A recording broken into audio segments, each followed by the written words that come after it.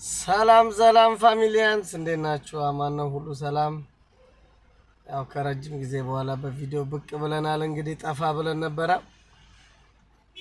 በአዳዲስ መረጃዎች በአዳዲስ ስራዎች ከች እንላለን። አሁን በታክሲ ስራው ላይ ትንሽ የተወዛገበ ግንዛቤ ያላችሁ ልጆች ላጥራላችሁና በደንብ አዳምጡ።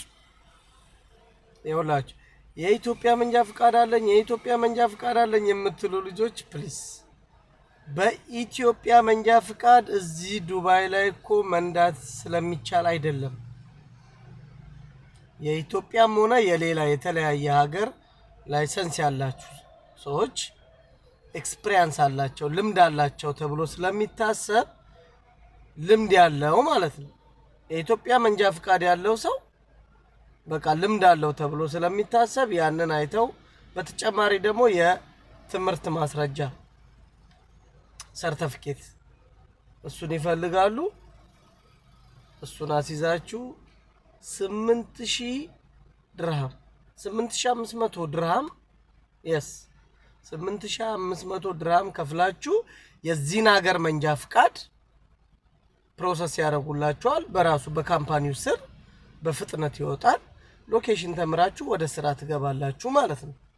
የኢትዮጵያ መንጃ ፍቃድ ያላችሁ ልጆች እና የትምህርት ማስረጃ ሰርቲፊኬት ያላችሁ፣ እዚህ ሆናችሁ ደግሞ ዱባይ ላይ ሆናችሁ የዱባይ ላይሰንስ አለኝ የምትሉ ልጆች ደግሞ ለናንተ ሶ ኢዚ በጣም ቀላል።